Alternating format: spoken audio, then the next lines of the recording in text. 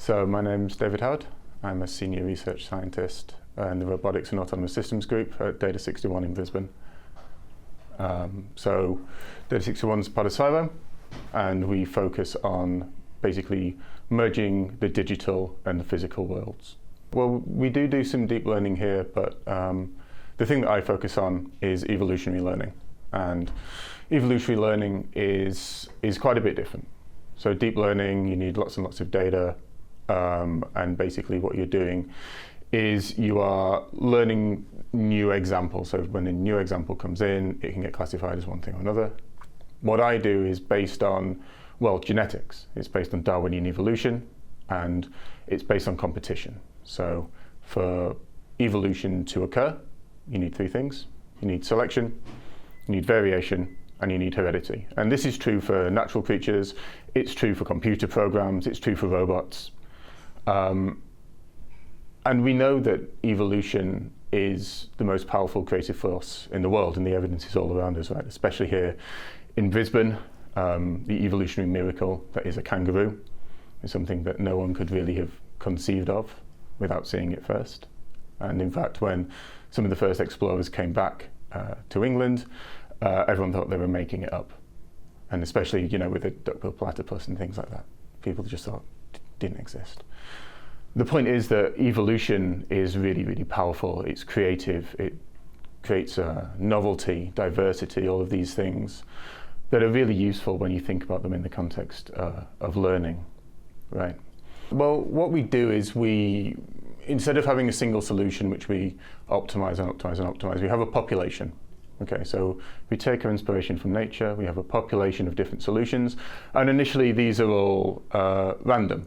So if I was a robot, I might have a different number of wheels, or there might be a different location on my body might be a different length or width or whatever. And so we have a population of different robots, and they're all random.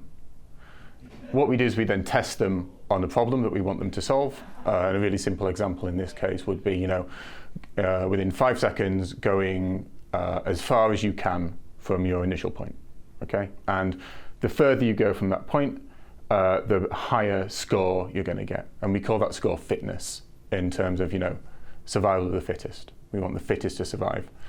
And, these solutions are initially rubbish. They're random, okay? So they're not going to be that good, but some of them are going to be better than others. And what we do is we take the ones that are better, and we say that they can be our parents.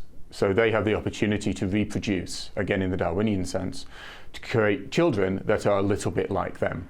And then if you think about how we might encode a robot, so what is the genome of a robot? It's just a load of numbers, right? So it might have a length, which is a number, 10, centimeters, 8 centimeters, a width similarly, a number of wheels, which would just be an integer, 2, 4, 6, however many you want. And we can treat that as a genome.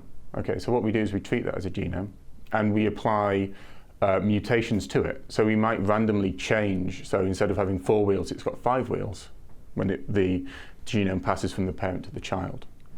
Similarly, we can cross over.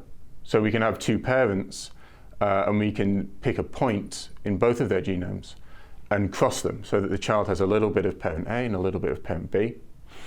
And the idea is that we are selecting based on the fitness score, things that are good, and we're creating our new population from things that are good, meaning that they're going to get better on average from iteration to iteration, which we call generation to generation. And then as we proceed through these generations, all we need is this genome, this description, numerical description of a thing, a robot in this case, and some operators that work on it, and some selection pressure which we get from the fitness. And that's it.